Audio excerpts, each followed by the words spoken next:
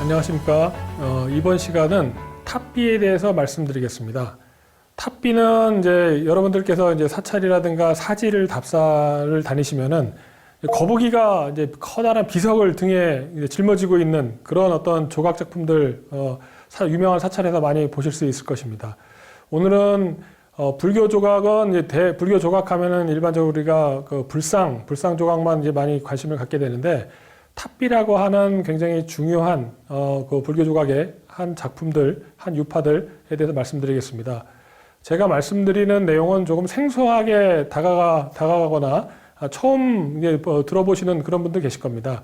일반적으로 이제 불상 얘기하면은 그 불상의 형태나 양식이라든가 모양 얘기를 많이 하고 서로 그 모양이 닮았는지 안 닮았는지 그 차이점과 공통점들을 비교하는 그런 접근 방법을 많이 이제 활용을 합니다. 탑비도 마찬가지고요. 불교 조각을 공부할 때는 이러한 어떤 그 형태의 그 차이점과 닮은 점을 이제 비교하는 그 연구 방법이 많이 진행되는데 지난 시간에 이어서 이번 시간에 이제 제가 말씀드리는 내용은 그러한 형태뿐만 아니라 그러한 작품이 만들어지게 된 역사적 배경 또한 문헌 기록이 굉장히 한정되어 있기 때문에 발굴 조사를 통해서 새롭게 발견된 자료 그리고 고고학적 자료뿐만 아니라 그 역사적 배경을 기존에는 문헌 자료만 갖고 이제 해석을 했다고 한다면은 지금 말씀드리는 불상 자체 그리고 탑비 자체도 그 자체가 이제 역사의 한 사료로서 사용될 수 있는 그런 접근 방법으로 강의를 이제 하고 있습니다. 새롭거나 조금 어려울 수도 있습니다. 그렇지만 가능한 쉽게 말씀드리면서 그 의미가 무엇이고 이러한 작품들이 불교 사찰 속에 왜 만들어졌는지 그 의미에 대해서 짚어나가겠습니다. 탑비라고 한다면은 기본적으로 거북이 등 위에 이제 그 비신이 있는데 그 비의 내용을 보면은 유명한 왕사나 국사에 버금갔던 스님이 돌아가시면은 그 유명한 스님의 살아생전에 대한 기록을 쭉 적어 놓은 겁니다. 그러니까 스님의 어떤 일대기를 적어 놓은 기록이다 이렇게 보시면 되는데 탑비의 중요성이 왜 중요하냐면은 역사적 사건을 통해서 우리가 그 중요성을 한번 찾아볼 수 있습니다. 역사적 사건 보면은 이제 삼국유사를 보면은 신라가 망할 때쯤 되면은 유명한 이야기가 나옵니다. 사천왕사 벽화 속에 개가 짖었다. 벽화에 개가 멍멍 짖었다고 이제 나오는데 그 삼국유사 내용 보면은 삼국유사가 뭐 전설 같은 이야기도 많이 이제 체록되어 있기 때문에 신라가 망할 때쯤 되니까 그냥 나라가 기울어지니까 이런 일도 이루어지는구나. 그렇게 저는 한때 그렇게 생각했습니다. 그런데 자세히 그 상명서를 다시 한번 읽어보고 연도를 확인해보고 하니까 사천왕사 벽화에 개가 짖을 때 마침 그때 고르테조 왕건이 왕위에 올랐습니다. 918년이 됩니다. 사천왕사 벽화에 개가 그냥 짖은 게 아니죠. 신라를 멸망시킬 새로운 왕의 등장을 암시하는 그런 내용이 황당하고 전설 같은 이야기처럼 들리지만 사실은 그 황당한 이야기 내면에 굉장히 중요한 역사적 사건이 담지되어 있구나 그런 걸 알 수가 있습니다. 그리고 또 이제 920년에 어떤 일이 벌어지냐면요. 삼국유사 또 내용인데요. 거기에 황룡사 탑의 그림자가 한 달이나 거꾸로 서 있었다. 그리고 사천왕사 거기에 오방신의 화살의 활줄이 끊어졌다. 그게 이제 경명왕 4년 920년에 그런 내용이 나옵니다. 신라가 멸망할 때쯤 그런 모습을 나오는데 경명왕 4년, 경명왕 때쯤 되면은 920년쯤 되면은 이미 918년에 태조 왕건이 이제 그 궁예를 몰아내고 왕위에 오르고 후백제는 이제 견훤이 이제 당당하게 이제 그 후백제라고 하는 나라를 운영하는 그때쯤 됩니다. 그런데 여기서 경명왕 때쯤 되면 신라가 멸망하는 그 시점인데 재미난 점이 또 하나 있습니다. 경명왕 8년쯤 되면은 그 연도로 따지면은 924년 정도 되는데요. 그럴 때 신라에서 갑자기 탑비를 전국에 한 4군데 정도 다 세우고자 노력을 합니다. 그래서 성주사라든가 봉암사라든가 여러 곳에 4군데의 탑비를 이제 세우려고 노력을 하는데 지금 신라는 다 망해가기 직전인데 924년에 경명왕이 왜 탑비를 이렇게 세우려고 하냐 보면은 태조 왕건이 918년에 고려의 왕으로 등극을 하고 925년 정도까지 이제 그 후백제 견훤과 전쟁을 치르지 않고 일종의 소강 상태가 이제 지속이 됩니다.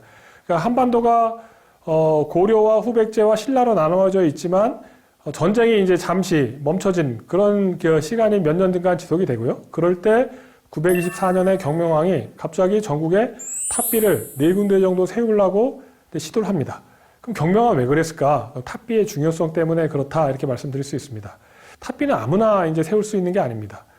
탑비를 세울 수 있는 승려도 왕사나 국사 정도, 고려시대 같은 경우는 왕사나 국사 최고위에 올라갔었던 승계에서 가장 높은 자리에 있었던 승려들만이 탑비를 세울 수가 있고요.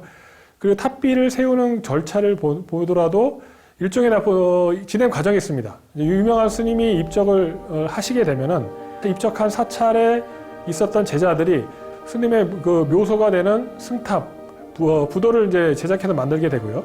그리고 나서 스님의 살아생전 행적들, 일대기들을 쭉 이제 기록을 모으게 됩니다. 모으고 난 다음에 이제 고려 중앙 정부에다 제출을 하는 거죠. 그래서 우리 스님의 탑비를 세워 주십시오 하고 요청을 하게 됩니다. 그럼 왕은 도정에서 가장 이제 글을 잘 쓰는 문사라고 불리는 글을 잘 쓰는 신하한테 우리 스님에 대해서 비문을 작성해라 하고 명령을 내리게 됩니다. 그 비문을 이제 작성을 다 하게 되면은 탑비를 세우게 됩니다. 그 탑비를 세울 때 이제 승탑에 대한 명칭과 이제 그 탑비에 대한 명칭, 그 스님의 탑에 대한 명칭을 내려주게 됩니다. 그 유명한 법천사, 지강국사, 현묘탑 같은 경우는 그 해린 스님의 이제 승탑과 탑비인데요. 지강국사, 현묘탑이라고 하는 명칭을 왕이 내려주게 됩니다.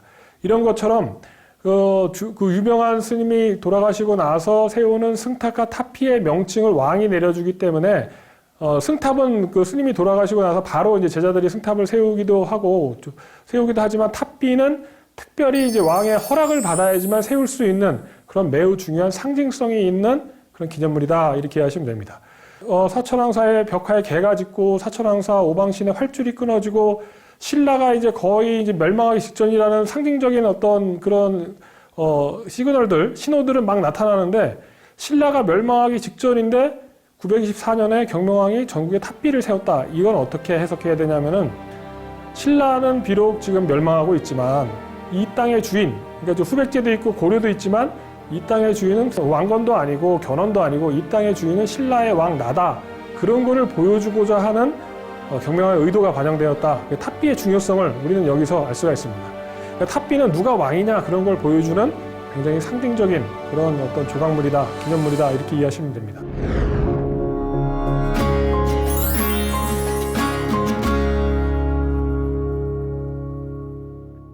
우리가 사찰에 가면은 거북이도 하도 많고 거북이 위에 비신 세워져 있는 그런 작품들이 많다 보니까 이 거북이도 그렇고 저 거북이도 그렇고 다 비슷비슷한 거북인가 보다 이렇게 생각이 들지만 통일신라 후반기부터 고려 초, 고려 전기에 이르는 탑비는 굉장히 상징적인 의미를 갖고 있고 그 탑비에 대해서 조금만 이제 알아보시면은 통일신라나 고려시대의 어떤 그 사료에 나오지 않는 역사의 흐름도 우리가 파악할 수 있는 그런 굉장히 중요한 불교 조각 작품이다 이렇게 말씀드릴 수 있습니다.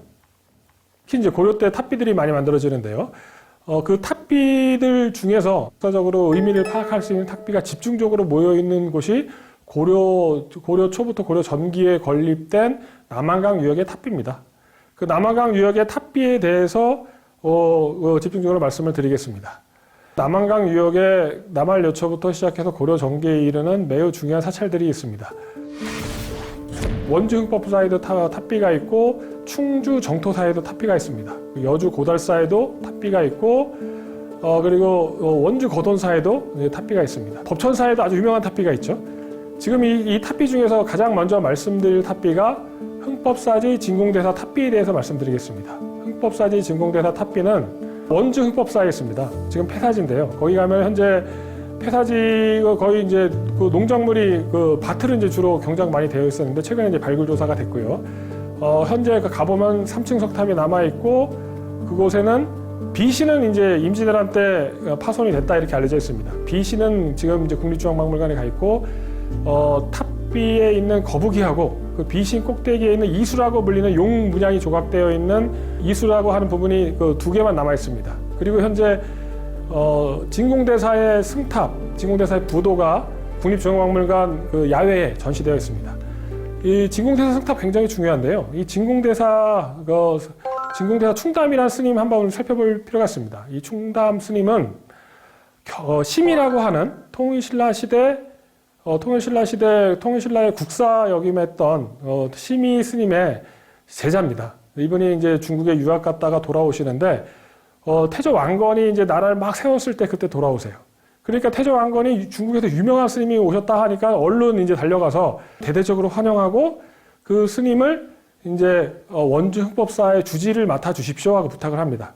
그래서 원주 흥법사 주지를 맡고 거기서 살고 계시다가 940년경에 돌아가시게 됩니다. 입적을 하십니다. 이제 그 936년 태조 왕건이 후삼국 통일한 거 보시고 40년에 돌아가시는데 돌아가시자마자 거기에 바로 승탑 세우고 바로 태조 왕건이 바로 탑비를 만듭니다. 근데 일반적으로 통일신라 시대 때 탑비 만드는 시간을 보면은 편차가 굉장히 큽니다. 뭐 30년 이상 걸린 경우도 있지만요. 승탑을 만들고 탑비를 만들고 스님이 돌아가시고 나서 입적하시고 나서 탑비를 만드는데 보통 한 6, 7년 정도 걸립니다. 왜냐하면 이제 비문 적는 시간이 필요한 거죠. 비문도 적어야 되고 그 스님이 어떻게 살았는지 행장도 살아생전의 기록도 다 모아야 되니까 제자들도 그렇고 그 탑비를 작성하는 비문을 작성하는 신하의 어떤 시간도 필요하다 보니까 오랜 시간이 걸리는데 특이하게도 흥법사 진공대사 원주 흥법사 진공대사 탑비는 승탑이 세워지고 바로 다음 해에 탑비가 만들어지게 됩니다.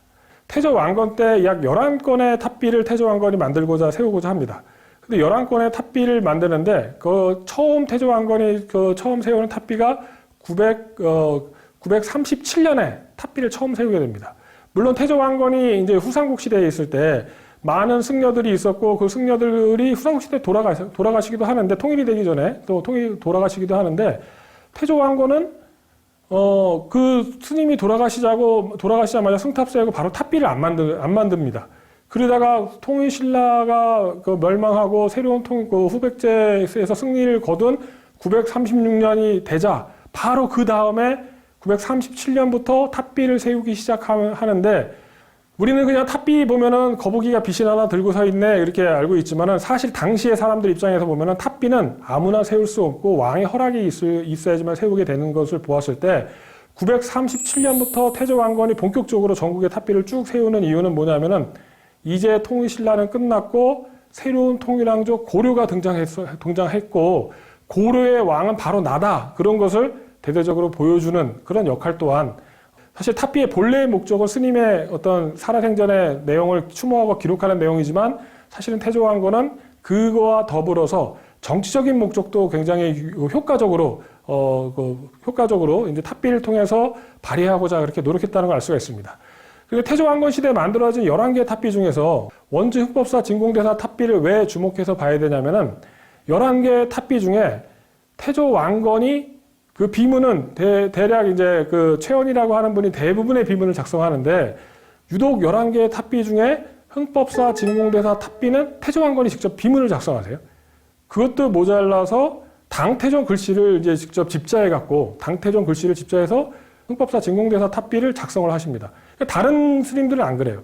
다른 스님 탑비는 안 그러는데 원주에 있는 흥법사 진공대사 탑비만 유독 태조 왕건이 직접 글도 쓰고 당태종 글자까지 집자해 놓고 굉장히 역동적이고 뛰어나게 만듭니다. 왜 그럴까? 굉장히 이제 저도 평상시에 궁금했었습니다. 궁금해서 갖고 이것도 찾아보고 자료도 찾아보고 하는데 일반적으로 알려진 그 이유는 헌법사에서 주석을 했던 주지 스님을 했던 그 충담 스님이 신라의 그 국사 대우를 받으셨던 심의 스님의 제자이기 때문에 심의 스님으로 대표되는 통일신라 불교의 전통이 이제 고려로 충담 스님을 통해서 고려가 계승했다 하는 것을 보여주기 위해서 이렇게 충담 스님의 탑비를 굉장히 정성 들어서 만들었다 이렇게 알려져 있습니다. 그런데 이제 문제가 또 하나 있죠. 궁금한 게 아니 11개나 탑비를 만들었는데 다른 스님도 심의 스님 제자도 있고 더 그 태조 왕건과 굉장히 친밀한 스님도 있고 어떤 스님은 태조 왕건을 위해서 목숨을 바쳐서 궁예 때 이제 죽기도 합니다.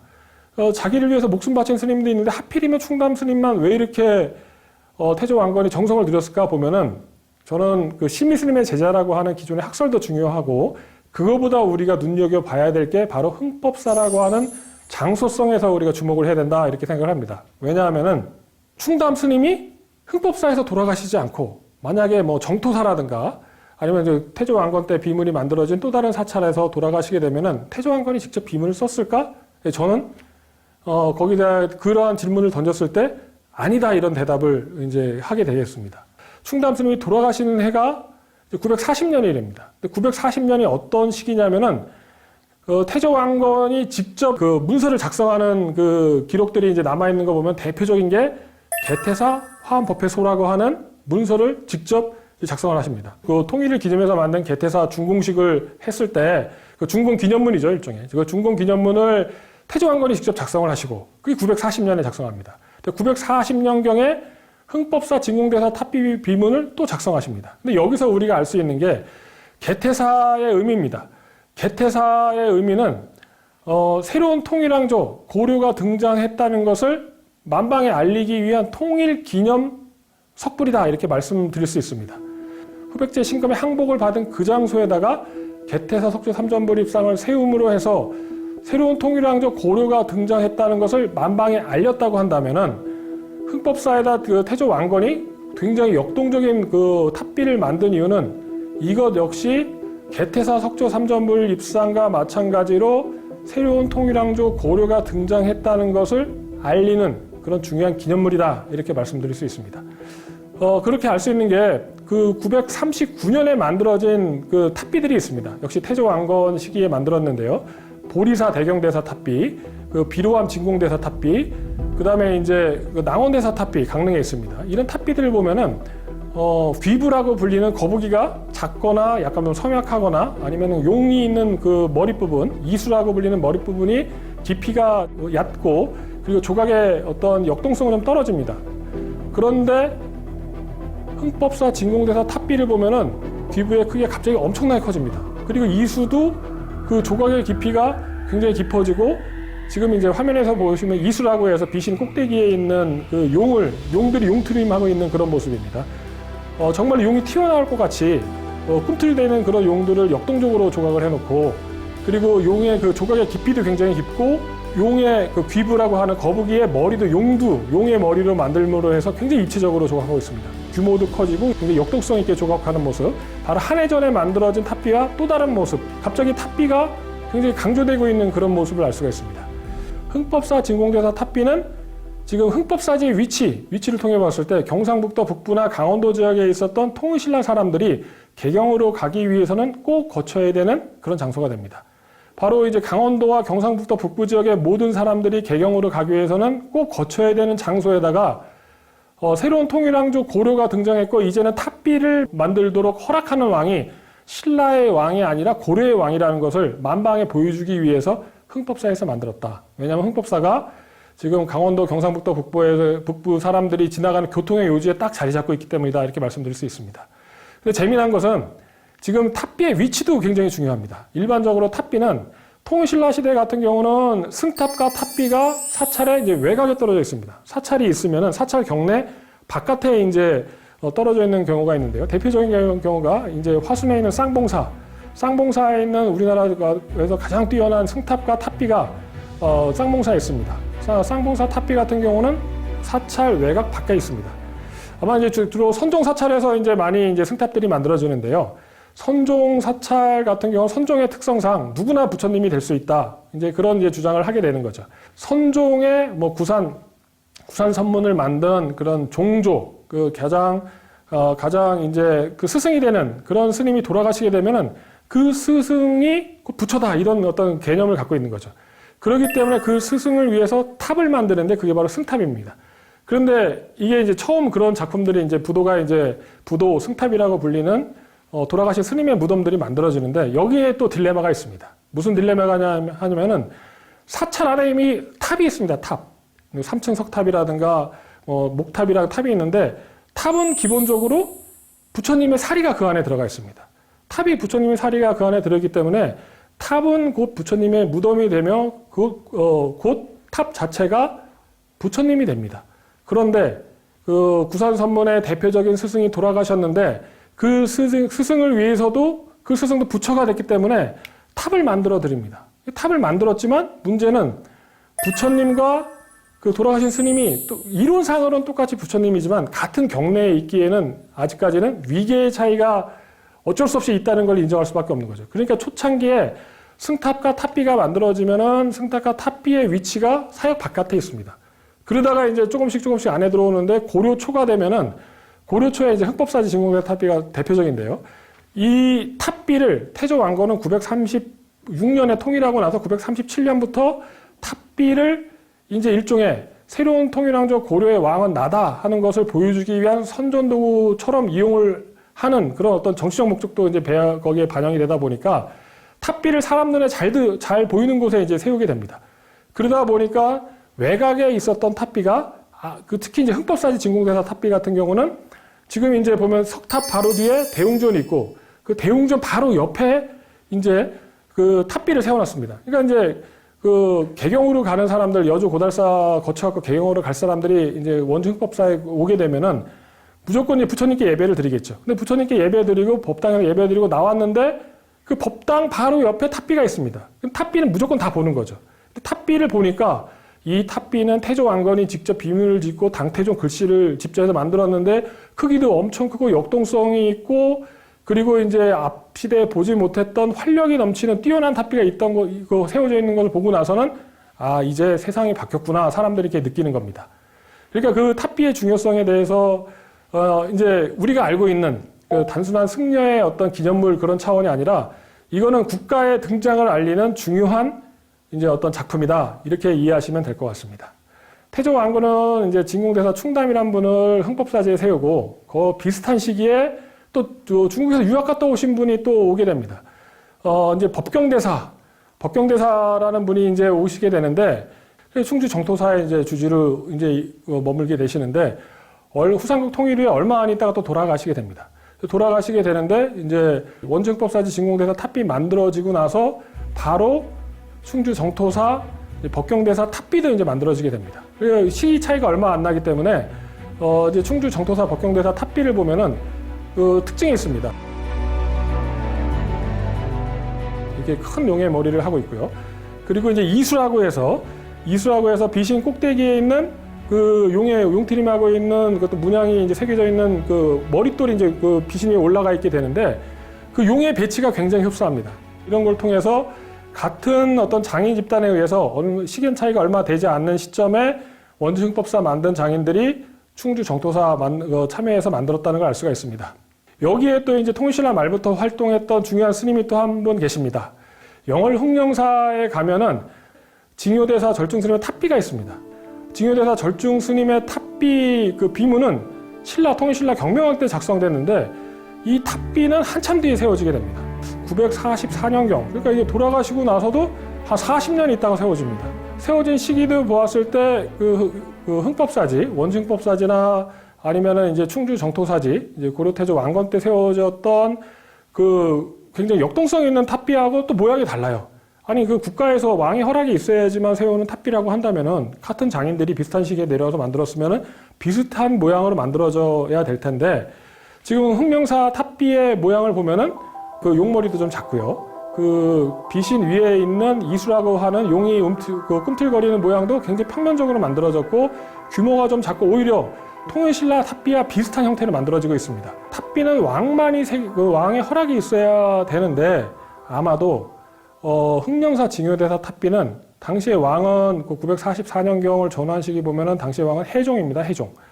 해종의 허락을 받지 않고 세운 탑비가 아닐까 이렇게 추정이 됩니다. 그럼 누가 그 탑비를 세웠을까? 그 비문은 이제 통일신라 시대 때 만들어졌는데요. 그 비신에다가 비문을 새기고 나서 비를 막 이렇게 세우고 건립할 때 그 비문 뒷부분에다가 음기라고 해서 비신을 세울 때 이게 추각을 합니다. 추후에 다시 또 새기는 기록이 있는데 그걸 음기라고 합니다. 그 비문은 900년경을 전후한 시기에 이제 만들어졌는데 그 음기는 탑비를 세우는 944년경에 영월 흥령사 징요대사 탑비의 음기가 세워졌는데 그 음기를 분석해 보면은 그 탑비를 세운 사람들의 목적이 이제 알 수가 있습니다. 추후로 기록한 그 비문을 살펴보면은 거기에 참여한 사람들이 해종과 정종입니다. 충주 유씨들이 대거 참여합니다. 이게 무슨 이야기냐? 충주 유씨가 그럼 뜬금없이 영월 흥령사 징요대사 탑비에 만드는데 왜 참여하냐? 이 시기를 보면은 이제 그들의 야망을 알 수가 있는 거죠. 지금 이제 고려 태조 왕건이 죽고 나서 나주 오씨의 아들, 태조와 나주 오씨의 아들 사이에서 나온 해종이 2대 왕이 됩니다. 근데 나주 오씨 세력이 그 힘이 미약하다는 걸 알고 있었던 충주 유씨, 태조와 충주 유씨 세력의 충주 유씨 사이에서 낳은 아들이었던 정종, 그 정종을 비롯한 충주 세력들이 나주 오씨의 아들 해종을 왕으로 인정 안 하겠다. 우리가 왕이 되겠다. 그런 욕망을 여기 탑비에다 드러내고 있는 거죠. 이 탑비를 보면은 현재 그냥 그 생김새가 다르구나. 그러니까 모양이 다르니까 뭐 그냥 다양한 종류로 만들었나 보다. 그런 차원에서 해석할 수 있는 게 아니라 그 모양이 다른 이유는 그 만든 장인이 다른 거고 장인이 다르다는 것은 중앙정부, 해종이 허락하지 않은 탑비가 되는 거고 중앙정부에서 장인이 파견되지 않은 탑비가 되는 거, 탑비다 이렇게 해석할 수가 있고요. 그럼 그 탑비는 누가 만들었냐 하면은 그 뒤에 음기, 그 뒤에 추각한 후대에 다시 새겼던 비문을 분석해 보면은 충주 유씨 세력이 이 탑비를 만드는 왕의 허락이 있어야만 되니까 이 고려의 왕은 해종이 아니라 우리가 돼야 된다는 그 욕망을 여기서 드러내고 있다. 이렇게 해석하시면은 고려사 기록상 보면은 이제 해종하고 정종 왕위 계승이 그냥 자연스럽게 이루어진 것 같지만 사실은 치열한 왕위 계승전과 그 왕위 계승전을 준비하고 있는 충주 유씨 세력들의 어떤 철저한 준비성 같은 것도 우리는 그 탑비를 통해서도 파악할 수 있다 이렇게 말씀드릴 수 있습니다.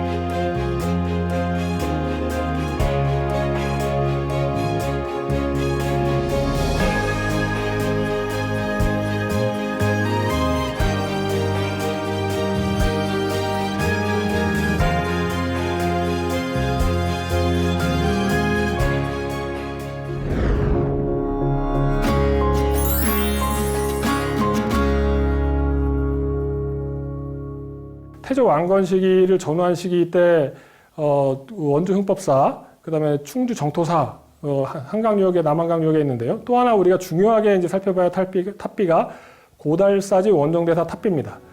고달사지 원정대사 탑비는 고려 전기에 만들어진 탑비 중에서 저 개인적으로는 가장 뛰어난 탑비가 아닌가 그렇게 생각합니다. 물론 이제 탑비의 예술성을 논할 때 원주 법천사에는 지강국사 현묘탑이 가장 아름답고 뛰어난 탑비다 이렇게 인정을 받고 있는데 예술성으로 본다면 지강국사 현묘탑이 가장 뛰어나다고 말씀드릴 수 있지만 어떤 그 유기적으로 결합되고 역동성과 예술성이 다 나타난 그 뛰어난 탑비 하면은 저는 개인적으로 여주 고달사지 탑비가 더 그 작품성이 물론 다 독특한 어떤 그 문화재만의 그 가치가 있습니다. 그렇지만 예술적으로 그리고 역동성과 예술성이 함께 어우러진 뛰어난 탑비를 꼽으라고 한다면은 저는 여주 고달사지 원종대사 탑비를 꼽습니다. 지금 여주 고달사지에 가시면은 승탑도 굉장히 뛰어난 승탑이 남아 있습니다. 시간이 되시면은 이제 답사도 한번 다니시기를 추천드립니다. 여주 고달사 원종대사 탑비를 이해하는 방법이 있는데요. 바로 광종 후반기 때 만들어진 작품이라는 점입니다. 근데 불상에서 보았을 때 광종 후반기 때 만들어진 작품을 살펴보면은 논산 관촉사 석조 보살입상 은진미륵이 있습니다. 논산 관촉사 석조 보살입상의 조성 배경에 대해서 많은 의견이 있지만 일종의 이제 자신의 권위가 고려를 건국한 태조 왕건의 권위에 맞먹거나 그보다 더 하다는 것을 사실은 보여주고 싶어하는 광종의 당시의 정치적 상황, 개인적 욕망 등이 이제 반영됐다고 해석할 수가 있는데요. 여주 고달사지 원종대사 탑비 또한 마찬가지입니다. 어떻게 알 수 있냐면은 일단은 여주 고달사지 원종대사 탑비 같은 경우는 굉장히 많은 공력을 들여서 뛰어나게 조각한 작품입니다. 근데 그 위치가 중요합니다. 위치. 일반적으로 탑비의 위치가 약간 외곽에 있거나 아니면 승탑 옆에 있어야 되는데 당시에 고달사의 발굴 성과를 보면은 대웅전이 있고 대웅전 바로 옆에서 올려다보는 위치에 탑비가 있는 거죠. 올려다보는 위치에 탑비가 있으니까 이 탑비는 누구나 다 볼 수 있는 거죠. 의도적으로 기존의 탑비의 위치와는 다르게 그 흥법사지에서 진공대사 탑비를 봤던 사람은 여주 고달사지에 와서 무조건 이제 원종대사 탑비, 고달사지 탑비를 봐야 됩니다. 근데 고달사지 탑비는 광종이 또 만든 거죠. 그러니까 이제 광종은 아마도 자신의 권위를 다양한 방면으로 드러내고자 이제 시도했던 것 같습니다. 10세기의 탑비들을 쭉 봤는데요. 탑비 본연의 목적, 돌아가신 스님을 추모하기 위한 어떤 기념물로서의 목적뿐만 아니라 어떤 정치적인 선전도구로서도 많이 이용되고 있구나. 특히 10세기의 특징이다. 이렇게 말씀드릴 수 있습니다. 그럼 다음 11세기의 그 남한강역의 탑비 한번 살펴보겠습니다. 충주 정토사에 홍법국사비라고 하는 탑비가 있습니다. 기록을 통해서 이 탑비가 1017년경에 세워졌다는 걸 알 수가 있는데요. 이 홍법국사비의 특징을 보면은 비문 뒤에 음기라고 해서 이제 세울 때 새롭게 추가로 조각한 그 비문 내용이 있는데 그 내용을 보면은 제자들이 쭉 열거되어 있습니다. 많은 제자들이 열거되어 있는데 여기서 이제 탑비의 본연의 목적을 우리가 알 수가 있습니다. 탑비는 또 한편으로는 등기부등본이다 이렇게 말씀드릴 수 있습니다. 아니 갑자기 뜬금없이 왜 등기부등본이 나오냐 하면은 그 높은 고승의 그 자리에 있었던 스님이 머물게 되는 사찰, 그 사찰에서 돌아가시게 되는데 그걸 하산소라고 합니다. 그 하산소 사찰 같은 경우는 어느 정도 규모가 있습니다. 그 스님의 제자들이, 문도들이 그 사찰을 계속 운영하고 그 사찰에 대한 일종의 권리를 갖고 있습니다.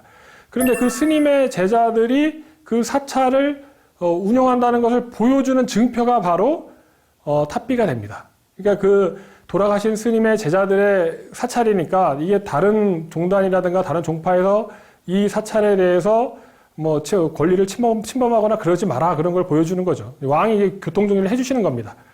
그런데 이제 그럼 개경에는 왜 없냐 하면은 개경의 사찰은 대부분 원찰이 많고 어떤 국가 소속의 사찰이 많다 보니까 그 개경에 있던 사찰을 어떤 한 스님의 제자들이 독점적으로 그 사찰을 운영하는 것을 일종의 방지하는 그런 의미도 있습니다. 그렇기 때문에 탑비는 그 왕의 허락을 받고 세우는 어떤 국가적인 기념물, 스님의 어떤 기념물 이렇게도 이해하시면 되고요. 거북이 위에 높은 비신이 세워져 있는 탑비 보시면 저거 돌아가신 스님의 제자들이 이 사찰의 운영권을 갖고 있다는 등기부 등본이구나. 뭐 이렇게 이해하시면은 우리 좀 쉽게 탑비의 성격을 좀 이해하실 수가 있으실 겁니다. 거돈사지에도 11세기에 만들어진 탑비가 있는데요. 거돈사지는 통일신라 시대 때 만들어진 사찰입니다. 그런데 이제 원공국사 지종이라고 하는 스님이 돌아가시면서 1215년에 이제 원공국사 승려탑이라고 하는 그런 탑비가 이제 세워집니다. 근데 여기서 재미난 거는 이제 원주 거돈사지는 원주 흥법사지와 굉장히 가깝습니다. 그렇기 때문에 그 승탑, 팔각 원당형이라고 일반적으로 불리는 스님의 그 묘소라고 볼 수 있는 그 승탑, 부도의 생김새가 이제 흥법사지 부도하고 굉장히 승탑하고 비슷합니다. 그런데 탑비도 그렇고 탑비의 거북이도 그렇고 탑비의 이수에 있는 용도 그렇고 역동성이 확 떨어지고 있다는 걸 알 수가 있습니다. 왜 거돈사지 그 옆에 굉장히 흥법사지 진공국사 탑비처럼 굉장히 뛰어난 역동성을 갖고 있는 탑비가 있는데 1025년경에 만들어진 11세기 전반기에 만들어진 탑비에서는 왜 이렇게 갑자기 힘이 쭉 빠졌지? 하고 이제 우리가 궁금증을 이제 자아낼 수가 있는데 이것도 역시 그 탑비를 만드는 장인들하고 밀접한 관련이 있습니다. 탑비 승탑을 만드는 장인들은 인류 장인들이 가게 돼 있는 거죠. 국가의 소속이거나 아니면 최고의 기술을 갖고 있는 장인들이 왕의 허락을 받고서는 뛰어난 작품을 만드는데 그런데 이제 그 승탑 탑비 만드는 그 작업 횟수가 광종 때까지는 꾸준히 나옵니다. 태조 왕건부터 광종, 경종 때까지 5대 왕까지는 쭉 나오다가 갑자기 이제 그 성종, 목종 해갖고 이제 유교를 이제 그 국가 운영의 주요한 모토로 이제 내세우게 되는 성종 때부터 시작해갖고 그 승탑이라든가 탑비 잘 안 만듭니다. 그러다 보니까는 이제 기술을 갖고 있는 사람들이 이제 단절이 되죠. 한 30년 단절이 있습니다. 30년 단절을 거쳐갖고 한 세대 정도 단절을 거쳐서 만들어지는 이제 승탑과 탑비가 거돈사지 탑비가 됩니다. 그러다 보니까 좀 평면적인 그런 모습을 띠게 됩니다. 그리고 마지막으로 이제 말씀드릴 탑비가 법천사지 지강국사 탑비. 여기서 이제 한 번쯤 들어보셨을 거예요. 저기 지금은 이제 그 수리안이라고 옮겨졌는데요. 예전에 이제 경복궁 들어가시면은 고궁박물관 있습니다. 고궁박물관 바로 옆에 굉장히 뛰어난 승탑, 이제 지강국사 현묘탑이 있었습니다. 그 우리나라 최고의 예술작품, 석조미술의 최고의 화려한 예술작품이라고 불리는데 그 화려한 예술작품이었던 지강국사 현묘탑과 현묘탑비가 법천사였습니다. 원주 법천사.